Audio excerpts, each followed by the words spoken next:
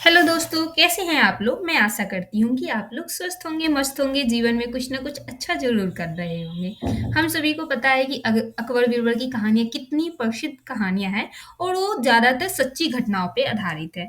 हम सभी ने बचपन से कोई ना कोई कहानी अकबर बीरबल के बारे में ज़रूर ही सुना होगा, जिसमें बीरबल बहुत ही चतुर होते हैं और अकबर का उनसे बहुत ज़्यादा लगाव होता है। तो आज हम उन्हीं की एक कहानी पढ़ने जा रहे हैं जिसका नाम है उपहार का बंटवारा। देखते हैं कि इस कहानी से हमें क्या सीख मिलती है और हम उसे अपने जीवन में किस प्रकार लागू कर सकते हैं और उसको अपना सकते हैं। तो आज की कहानी हम शुरू करते हैं। एक बार की बात है, बादशाह अकबर को विद्वान और प्रतिभाशाली पुरुषों को अपने दरबार में रखने का बहुत शौक था। जब भी कोई प्रतिभाशाली व्यक्ति उनके राज्य में आता, तो वो उसे अपने मंत्रियों में शामिल कर लेते थे। अकबर का दरबार गुणी एवं बुद्धिमान लोगों से भरा हुआ था। इनमें से 9 लोग अकबर के दरबार में नवरत्नों के रूप में जाने जाते थे। वे असाधारण, प्रतिभाशाली और अपने अपने क्षेत्र में निपुण थे। उन्हीं दिनों महेंद्र दास नाम का एक युवक अकबर के राज्य में एक छोटे से गांव में रहता था। उसने अपना पूरा जीवन इसी गांव में व्यतीत किया था।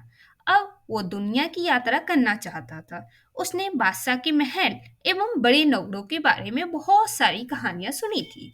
उसे यहाँ घूमना रोमांचक लगा। उसने निश्चय किया कि वो बादशाह के दरबार में जाएगा और वहां नौकरी पाने की कोशिश करेगा। ठीक है दोस्तों, यहाँ कुछ शब्दों में गलतियां है, जैसा कि आप यहाँ पे देख सकते हैं। तो उसे आप इग्नोर कीजिएगा, क्योंकि ये मेरे द्वारा नहीं लिखी गई है। ये मुझे पीडीएफ फॉर्म में ऐसा ही मिला है, तो उसका मैं कुछ नहीं कर सकती। तो आगे की कहानी है, वो बहुत वीर बार उसके आगे उनने निश्चय किया कि वो बादशाह के दरबार में जाएगा। तो वो बहुत भीड़ वाले बाजारों एवं नगरों से होकर गुजरा और अंत में शहर पहुंच गया। महेंद्रदास महल के दरवाजे के पास तक पहुंच तो गया, किंतु अंदर प्रवेश नहीं कर सका। द्वारपाल ने उसे पकड़ लिया। उसने पूछा, आप कहाँ जाने की सोच रहे हो? मेहरदास ने उत्तर दिया, मैं बादशाह को देखने जा रहा हूँ। द्वारपाल ने जोर से हंसकर कहा, मुझे लगता है उन्होंने तुम्हें व्यक्तिगत रूप से अपने भोजन कक्ष में यात्रा के खाने के लिए आमंत्रित किया है। महेंद्रदास शांत रहा। द्वारपाल ने पुनः कहा, तुम्हारे लिए बादशाह को देखना संभव नहीं है। वो बहुत ही व्यस्त है। मुझे बादशाह का आदेश है कि किसी को भी अंदर नहीं जाने दिया जाए।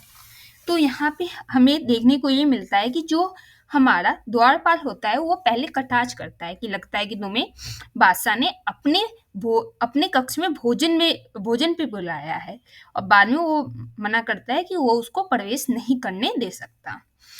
तो महेंद्रदास ने द्वारपाल से अंदर जाने के लिए आग्रह किया। द्वारपाल ने कहा, मैं तुम्हें कहा न कि मैं तुम्हें अंदर नहीं भेज सकता हूँ। महेंद्रदास ने कहा, परंतु क्यों? द्वारपाल ने कहा, क्योंकि तुम गरीब हो। हर व्यक्ति बादशाह को देखने के लिए मुझे कुछ न कुछ देता है, जैसे एक गाय, एक बकरी या कढ़ाई की हुई चप्पल। तुम मुझे क्या दे सकते हो? महेंद्रदास ने कहा, मेरे पास अभी तो कुछ नहीं है, किंतु मैं वादा करता हूँ कि जो कुछ भी मुझे बादशाह से उपहार के रूप में मिलेगा, उसमें से मैं तुम्हें आधा दे दूंगा। द्वारपाल जानता था कि बादशाह एक उदार व्यक्ति है। वो अक्सर उन्हें देखने के लिए आने वाले को महंगे उपहार दिया करते हैं। इसलिए द्वारपाल जल्दी से सहमत हो गया। मेहरदास ने महल में प्रवेश किया। वो बहुत महंगी कढ़ाई किए हुए पर्दे एवं कालीन देखकर हैरान हो गया। पूरा महल लाल बलुआ पत्थरों से बना हुआ था और बेहद खूबसूरती से सजाया गया था। बादशाह अकबर दरबार के बीच में बैठा था। मेहरदास ने अकबर के सामने झुककर अभिवादन किया। अकबर ने कहा, तुमने मुझे जो सामान दिखाया है उससे मैं बहुत खुश हूँ। बताओ, बदले में तुम्हें क्या चाहिए? मेहरदास ने कहा, जहांपना, यदि ऐसा है तो मुझे 100 कोड़े मेरी नंगी पीठ पर बसाने का इनाम दे। अब आप लोग सोच रहे होंगे कि उसने ऐसा इनाम क्यों मांगा। ये हमें अभी ही थोड़ी देर में पता लग जाएगी आगे पढ़ने पे। सम्राट बहुत हैरान हो गया। उसने कहा, यह तो बहुत अजीब इनाम है। तुम क्यों मुझसे ऐसा इनाम मांग रहे हो? मेहरदास ने कहा, महाराज, जब मैं आपसे मिलने के लिए आया, आ रहा था तो द्वारपाल ने मुझसे कहा कि आपसे जो मुझे प्राप्त होगा उसका आधा मुझे उसे देना होगा। बादशाह अकबर हंस पड़े और बोले, यह एक गंभीर विषय है। इसका मतलब है कि द्वारपाल अपना काम करने के लिए रिश्वत लेता है। इसकी सजा उसे मिलनी चाहिए। द्वारपाल को पकड़ कर लाया गया और उसे रिश्वत लेने के अपराध में 100 कोड़े मारने की सजा दी गई। फिर अकबर ने मेहरदास से कहा, तुम बहुत ही चतुर व्यक्ति हो, क्यों नहीं तुम मेरे दरबार में मंत्री के रूप में शोभा बढ़ाओ। मेहरदास इस अवसर को पाकर बहुत खुश था। उस दिन से बीरबल एवं उसकी बुद्धि की कहानियां दूर दूर तक व्यापक रूप से फैलनी शुरू हो गई। तो ये था आज का हमारा कहानी, जिससे हमें ये सीखने को मिलता है कि हमें कभी भी लालच नहीं करना चाहिए, अपने काम को निष्ठा और प्रेम से करना चाहिए।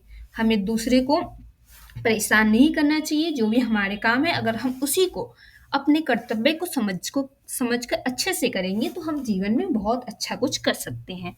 तो आज की कहानी के लिए धन्यवाद। अगर आपको कहानी पसंद आती है तो आप हम मुझे बता सकते हो कि अगली कहानी आप कौन सा सुनना चाहोगे। ऐसे मैं हिंदी और इंग्लिश दोनों को ऑल्टरनेटिव डे पे लाने की कोशिश करूंगी। धन्यवाद।